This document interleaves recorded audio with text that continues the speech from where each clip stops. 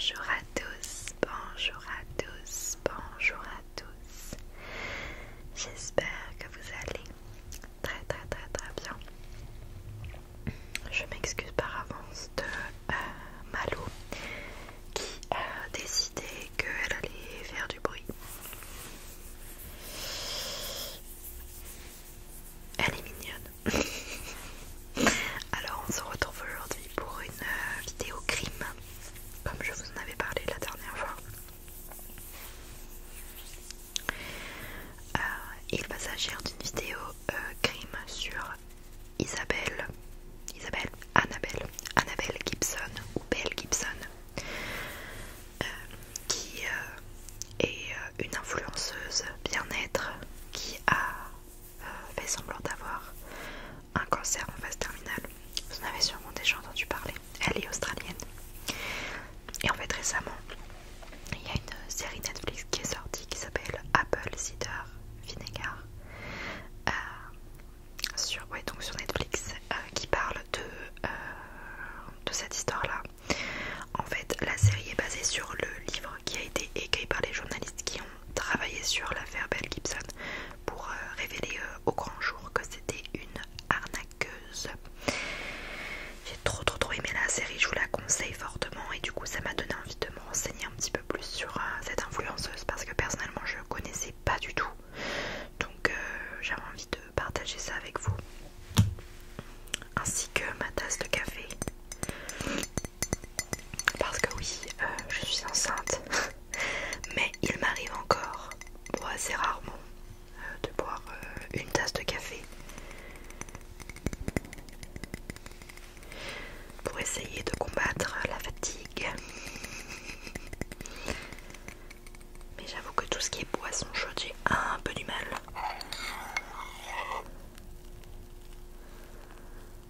Mais le café, ça reste la base. J'aimerais vraiment, mais vraiment aimer le thé.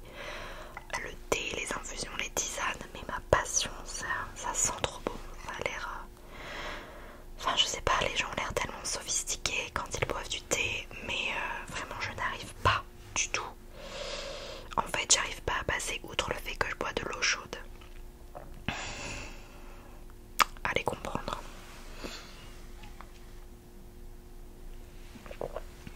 Mais le café, ça par contre, ça reste la base.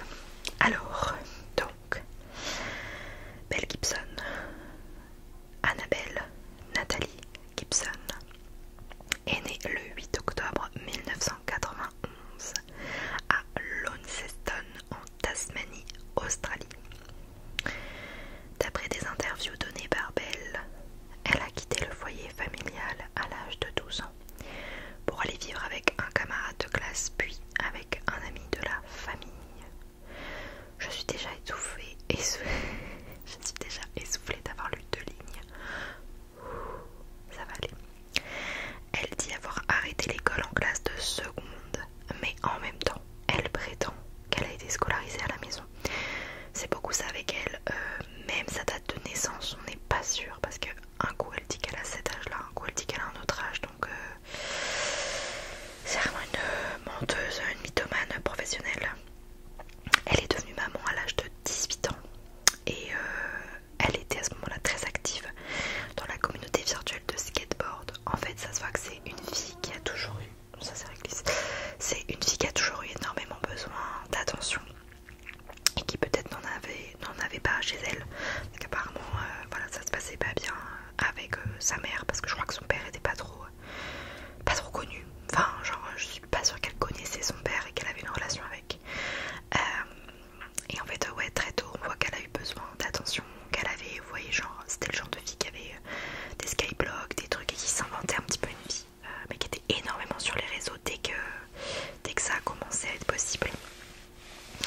Concernant son enfance, Belle explique que lorsque j'ai commencé l'école, ma mère s'est dit « Ma fille a grandi maintenant », explique-t-elle. Tout d'un coup, j'allais à l'école toute seule. Je préparais les repas et je nettoyais la maison tous les jours. C'était à moi de faire les courses, de laver le linge, d'organiser les rendez-vous médicaux et d'aller chercher mon frère. Sa mère Nathalie, quant à elle, elle rejette totalement la version des faits de Belle. jamais occupé de moi. Son frère n'est pas autiste et elle a à peine fait 1 minute de ménage dans sa vie. Je me suis pratiquement tuée à la tâche pour donner à cette fille tout ce qu'elle voulait dans la vie. Parce qu'effectivement, ça avait fait un peu le buzz. Elle prétend que son frère est autiste et que genre il en a énormément souffert. Et en fait lui il dit que c'est pas vrai du tout, il est pas du tout autiste. Et elle avait refait un interview suite à ça et la journaliste lui dit mais votre frère il dit qu'il est pas autiste. Et en fait là elle se met à faire semblant de pleurer en mode ah mais c'est horrible qu'il y ait un tel stigmatisme autour des autistes, que mon frère ne peut pas assumer devant la caméra qu'il est autiste. Voilà, c'est assez spécial, hein, clairement. Je sais pas, je pense qu'en vrai la vérité se situe un peu dans l'entre-deux. Pour son frère je sais pas, mais pour sa mère je pense qu'elle a pas eu une enfance hyper saine pour finir comme elle a fini quoi. Donc la nouvelle série de Netflix, Apple Cider Vinegar,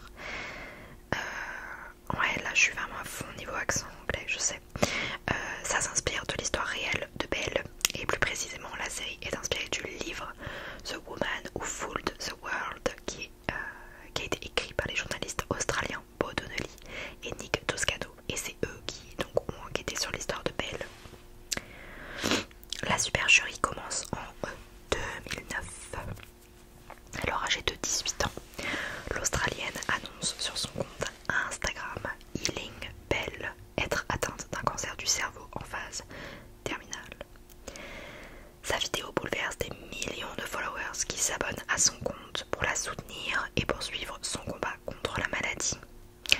Elle prétend alors avoir réussi à en guérir grâce à des thérapies alternatives et à un régime nutritionnel spécifique, sans jamais avoir eu recours à la chimiothérapie. Fascinée par son histoire, sa communauté lui demande de dévoiler son traitement miraculeux. Je précise que dans la série on parle aussi d'une autre influenceuse qui pour le coup elle avait vraiment un cancer et qui essayait de se soigner sans chimio. Il fallait qu'elle se fasse amputer le bras en fait. Elle a toujours refusé, du coup elle essaie des thérapies alternatives et disons que ça s'est pas super bien fini. On en reparlera après. Mais ce n'est pas tout. Belle, elle prétend pas seulement qu'elle a un cancer au cerveau en phase terminale, elle prétend également avoir des cancers présents dans le sang, dans l'utérus, dans le foie et dans les reins. Et elle pense qu'ils ont tous été causés par un vaccin contre le papillomavirus. Voilà. D'après ses dires, elle a subi plusieurs chirurgies du cœur et elle est même momentanément décédée sur la table d'opération. Rendez-vous compte. Elle dit aussi avoir déjà fait un accident vasculaire cérébral ou AVC. Ceci dit, Belle n'a aucun document médical prouvant tout cela et en fait elle peut donner aucun nom de médecin qui l'aurait soigné. Elle ne porte également aucune cicatrice de ses soi-disant chirurgies du cœur. Mais le succès de Belle sur son compte Instagram Healing Belle, ça l'a conduit à la création de l'application The Whole Pantry et à la publication d'un livre de cuisine du même nom. En préface de son livre, Belle raconte être en rémission de son cancer depuis 2 ans. L'application est votée meilleure application Apple de boissons et de nourriture en 2013. Elle travaille ensuite davantage avec Apple, qui finit par lui proposer en septembre 2014 de faire de The Whole Pantry une application par défaut préinstallée sur l'Apple Watch de 2015. Ça m'a beau. Donc à côté de, je sais pas moi, WhatsApp, ou je sais même pas quelles sont les applis par défaut qui étaient installées sur l'Apple Watch à ce moment-là. Mais littéralement elle était tellement connue et son application marchait tellement bien que ça allait être une application installée sur toutes les Apple Watch que les gens achètent.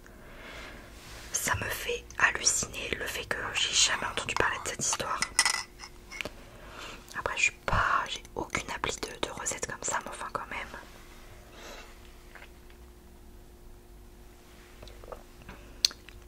Justement, on va parler un peu chiffres.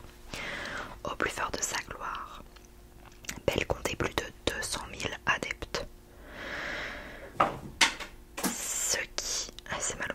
Ce qui pour moi représente pas tant que ça pour derrière avoir une appli qui marche aussi bien.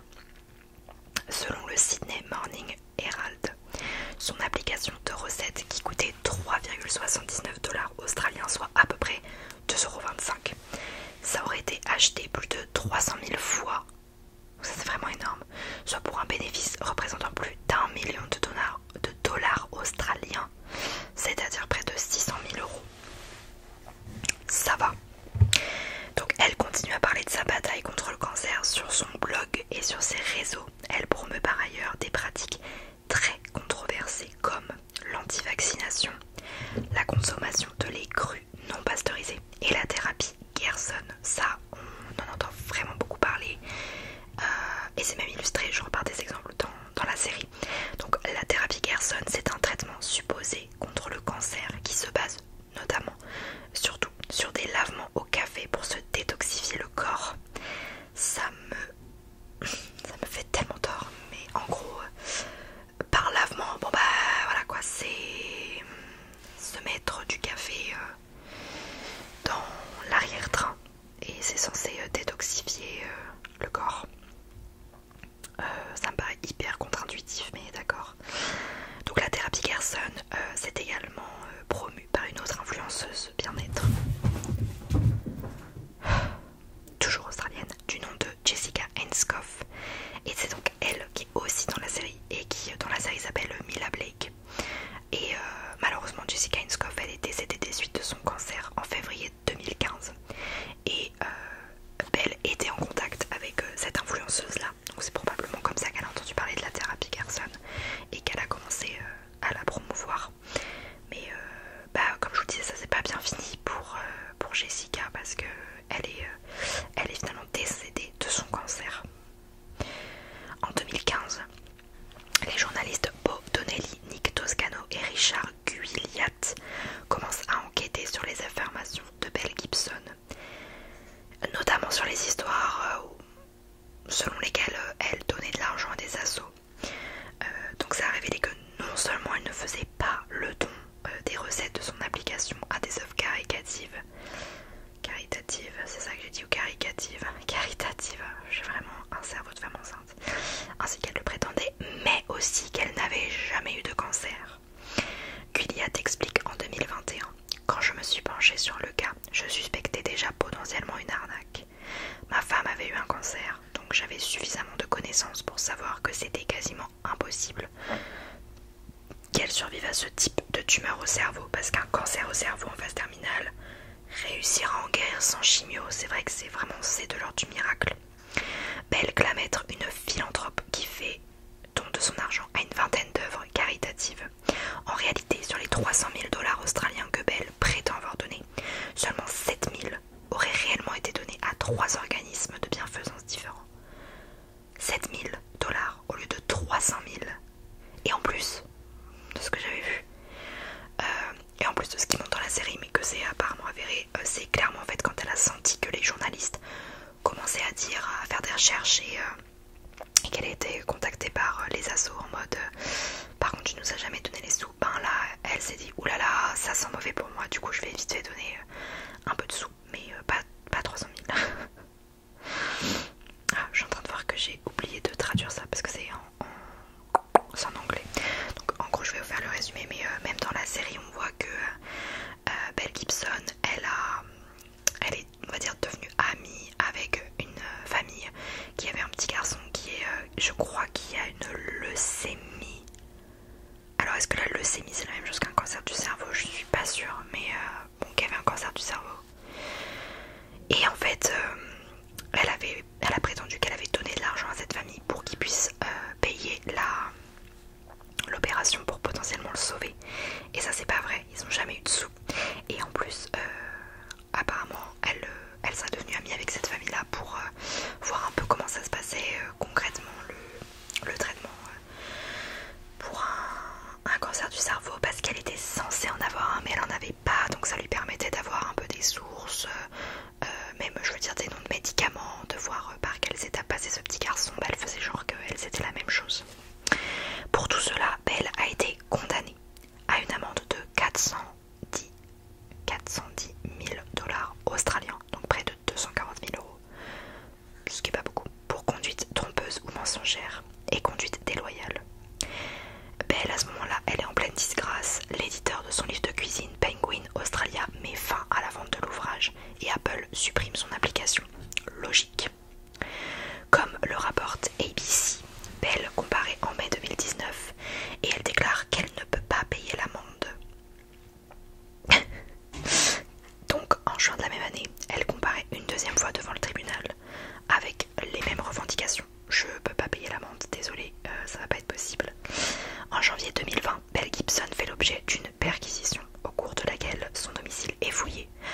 recherche d'actifs pour rembourser l'amende. Logique. Une perquisition similaire a lieu en mai 2021. J'ai pas trouvé d'autres infos là-dessus. Mais clairement, je pense qu'ils ont trouvé... je sais pas ce que font les chats. Je pense qu'ils ont trouvé de quoi payer cette amende avec tout ce qu'elle avait. Je veux dire, rien qu'avec sa maison probablement énorme. Enfin, concrètement, elle a forcément investi, que ce soit dans l'immobilier ou dans d'autres choses. Je pense qu'ils ont trouvé la somme dont ils avaient besoin. Alors aujourd'hui, Belle affirme qu'elle a été adoptée par la communauté éthiopienne Oromo de Melbourne. Selon ABC, elle aurait changé son nom en Sabuntu et elle a appris à parler l'Oromo. Elle dit se sentir bénie d'avoir été adoptée par cette communauté. Ceci dit, le président de la communauté éthiopienne, il déclare de son côté que Belle n'est pas du tout un membre actif de la communauté, qu'elle travaille pas avec eux. Il dit également que personne ne semble la connaître et qu'il ne l'a lui-même vue que 2 ou 3 fois. Donc même ça, on pense que c'est encore un énième mensonge pour essayer un petit peu de disparaître. Ouais, voilà, clairement là elle veut plus trop être médiatisée avec tout ce qu'elle a fait. Mais déjà, en fait, je crois qu'elle a avoué en interview que c'était faux. Je crois qu'elle a fini par le faire parce qu'elle a énormément essayé. En fait, elle louvoie tout le temps, quoi. Elle essaye de noyer le poisson. Par exemple, quand on lui demande quel âge elle a, elle va dire j'ai toujours été élevée en pensant que j'ai tel âge. Et juste la journaliste qui en a marre est là. Non mais c'est simple comme question. Quel âge est-ce que vous avez? Et elle est là. Je pense que j'ai. En fait, tout est comme ça, quoi. Tout est sujet à mensonge et à faire genre et à essayer de faire pleurer dans les chaumières et à se trouver des excuses, alors que clairement c'est juste une fille qui avait envie d'attention, de se faire plaindre, de se faire beaucoup d'argent sur le dos par contre de personnes qui avaient vraiment un cancer et qui, parce qu'il y en a sûrement plein qui suivaient réellement son compte en se disant allez, si elle peut y arriver avec telle thérapie, moi aussi je vais pouvoir y arriver. Et en se disant, peut-être même des fois on se compare en se disant pourquoi est-ce que moi j'ai pas autant la pêche qu'elle, regardez comment elle c'est une battante, alors qu'en fait elle avait juste pas du tout de cancer. Je trouve ça vraiment immonde et dégueulasse. Et ouais, j'avais pas du tout entendu parler de cette histoire, mais je crois qu'il y en a quand même quelques-unes des histoires comme ça d'arnaque où des influenceurs faisaient genre qu'ils avaient une maladie hyper grave et en fait pas du tout, tout ça pour se faire de l'argent. Je trouve ça immonde, donc méfiez-vous des influenceurs. Ils sont pas tous de bonne foi et là clairement c'est allé très loin. Tout ça pour finir par une amende, parce qu'en vrai on peut pas, je pense qu'il n'y a pas de peine de prison pour ça, quoi.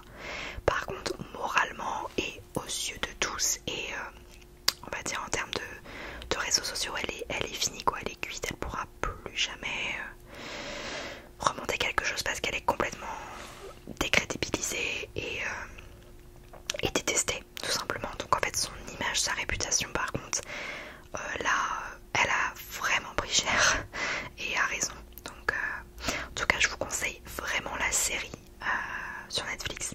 Elle est trop bien, je pense que je vais même la revoir une deuxième fois.